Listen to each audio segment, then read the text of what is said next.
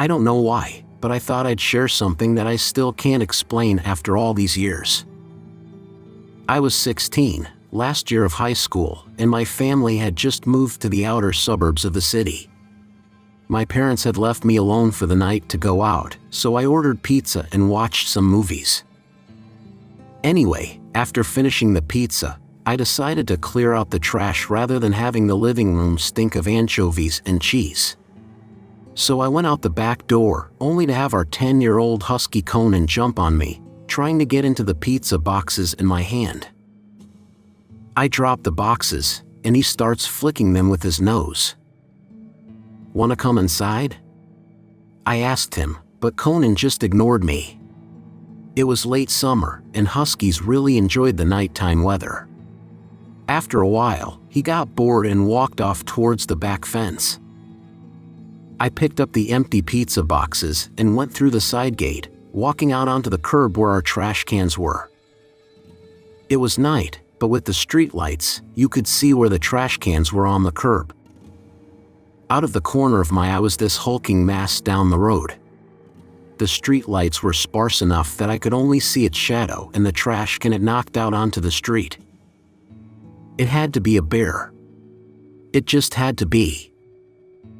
Then I heard the most guttural, feral growl I had ever heard. I just noped. There was some sort of base instinct deep inside me that told me to get out of there as fast as I could. Like millions of years of evolution had embedded the most basic of survival reflexes.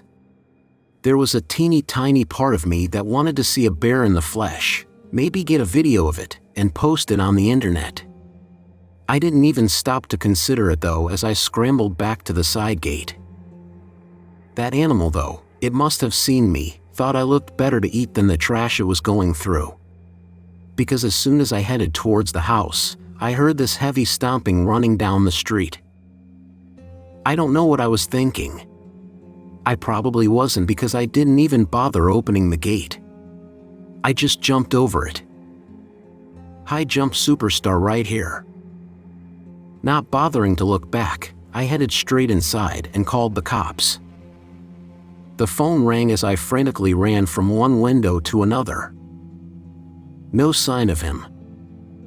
The phone picked up. "911, what's your emergency?" said the voice of an unenthusiastic woman. "Hi, hello. I'm stuck inside, and I think there's a bear stalking me."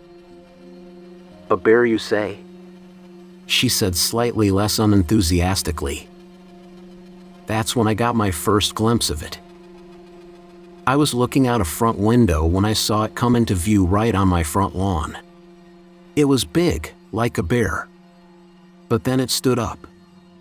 I wasn't a 16-year-old expert on bears or anything, but I was pretty sure they didn't stand upright on their hind legs like a person.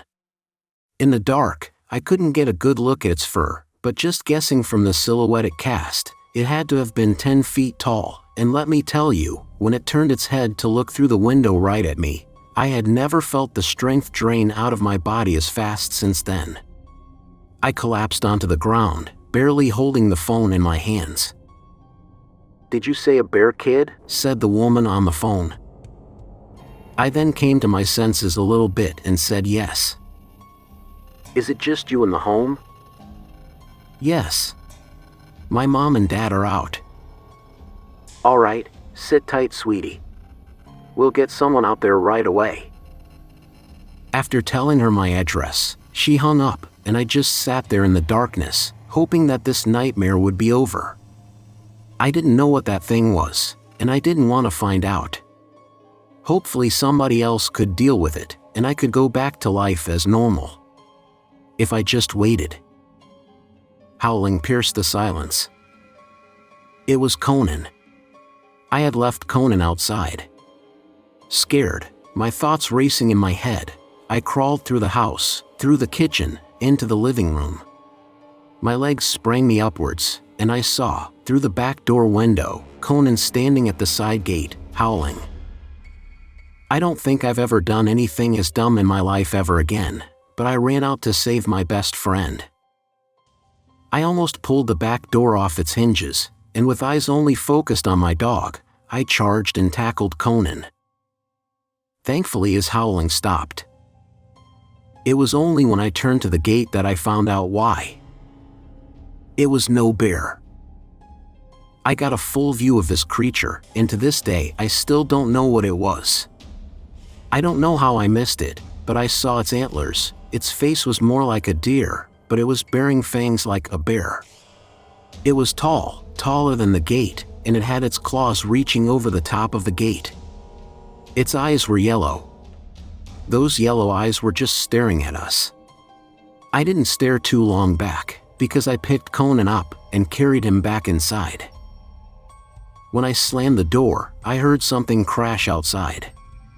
I didn't look, but I just knew that the creature had broken the gate. I froze on the spot. Conan did too. He had his ears pinned back and laid down on the floor. Those same heavy footsteps from before came to the back door, and I started to hear sniffing. Just sniffing, from the door handle and then down to the bottom of the door. Then it stopped. The footsteps moved away from the door and started going alongside the house. When it reached a window, I could see it was now on all fours, just prowling outside the house. After a while, the footsteps disappeared. The police said they took 5 minutes, but it seemed like forever.